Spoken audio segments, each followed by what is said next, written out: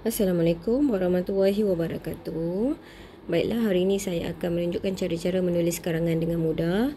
Okey, dan terlebih dahulu kita perlu rangka karangan dan kita kena baca soalan dengan teliti supaya kita dapat mengenal pasti kehendak soalan dengan tepat. Okey, sejak akhir-akhir ini gejala buli sering terjadi di negara kita, terutamanya dalam kalangan murid. Huraikan usaha-usaha membasmi gejala buli dalam kalangan murid di sekolah. Jadi kita tahu ini adalah kehendak soalan. Kena tahu kehendak soalan kerana sekiranya anda salah jawab soalan, karangan anda akan terpesong. Jadi kita kena tahu ini adalah kehendak soalan. Jadi anda kena tahu apakah usaha yang hendak dilakukan untuk membasmi gejala buli. Selain kehendak soalan, kita juga kena tahu isu yang hendak disampaikan. Isu. Kenapa kena tahu isu? Kenapa kena tahu isu? Kerana kita akan masukkan dalam pendahuluan apakah yang dikatakan dengan buli, bagaimana keadaan buli pada masa kini, dan perenggan terakhir dia apakah usaha yang boleh kita lakukan. Okey, jadi isunya adalah buli. Buli merupakan perbuatan yang tidak baik. Kita tulis apa yang kita tahu tentang buli. Okey, jadi buli ini semakin membimbangkan. Apa lagi? Tidak boleh dipandang ringan.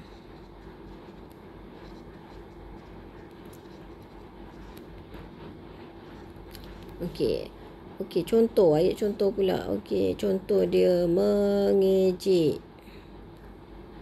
Okey, mengejek, memukul, mengugut dan banyak lagi. Okey, ayat penyimpul, ayat yang terakhir, kita mesti masukkan apa? Okey, kita mesti masukkan kehendak soalan. Kehendak soalan dia adalah usaha membasmi buli. Kenapa kita letak pada ayat yang terakhir? Kerana kat sini perenggan isi kita akan tulis usaha yang pertama. Contoh. Okey, jadi perenggan pendahuluan kita hanya perlu gabungkan ayat lah.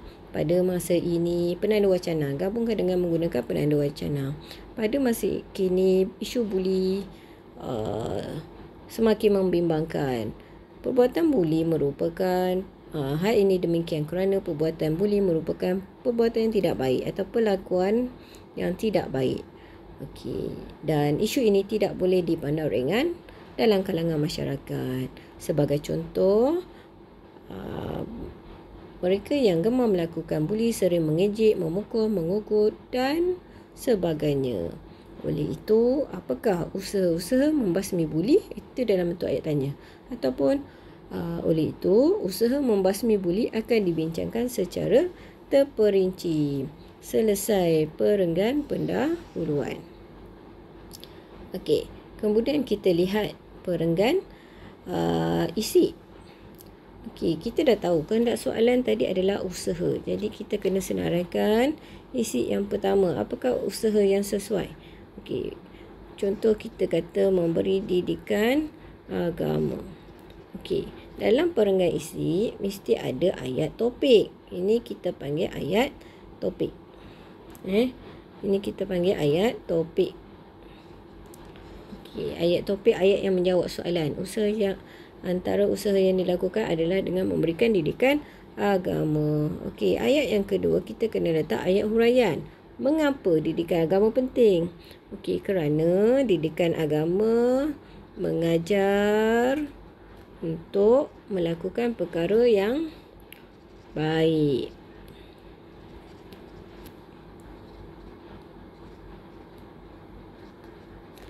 Okey, melakukan perbuatan yang baik. Apakah contoh perbuatan baik? Didikan agama menunjukkan mengajar kita melakukan atau mengajak kita melakukan perbuatan yang baik. Apa contohnya? Okey, menghormati dan menyayangi antara satu sama lain. Okey, ayat terakhir ayat penyimpul. Ayat penyimpul kita boleh ambil balik ayat topik supaya lengkap. Lengkap. Cuma bezanya adalah penanda wacana. Oleh itu jelaslah bahawa contoh oleh itu jelaslah bahawa didikan agama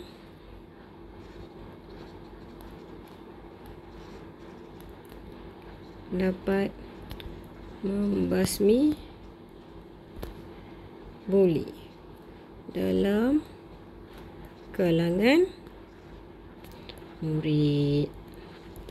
Okey, ada tak ayat topik dalam ni? Okey, didikan agama. Sama. Yang bezanya adalah penanda wacana. Okey, senang saja. Okey, sekarang kita lihat bagaimana karangan lengkap. Kita boleh gabungkan perangai isi dengan menggunakan penanda wacana.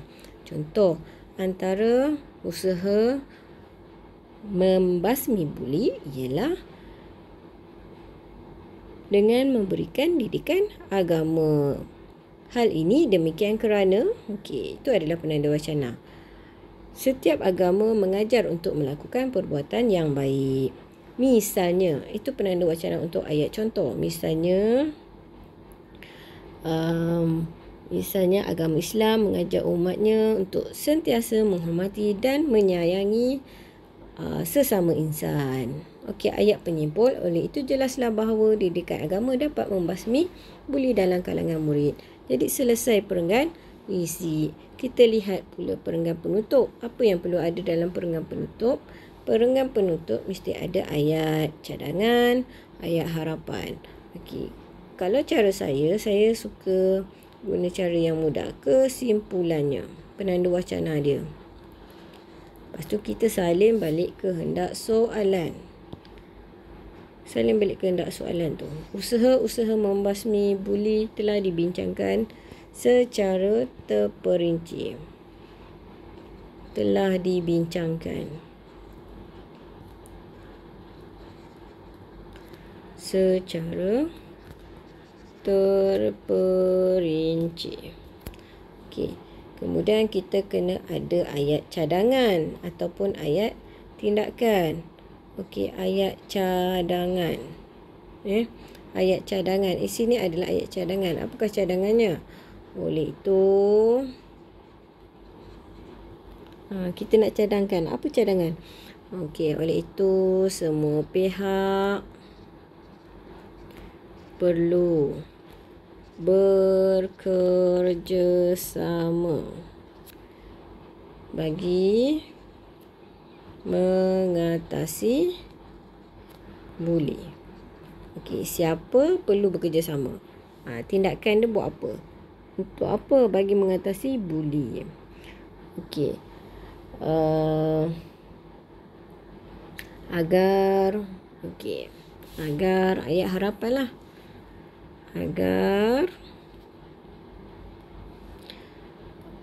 masalah ini tidak berlaku lagi. Okey, pelajar juga boleh masukkan ayat-ayat yang menarik, contohnya peribahasa, yang tua dihormati, yang muda disayangi, berat sama dipikul, ringan sama dijinjing, untuk menulis perenggan penutup, ataupun masukkan mana-mana perenggan dengan menggunakan ungkapan-ungkapan yang menarik. Sekian saja. Terima kasih.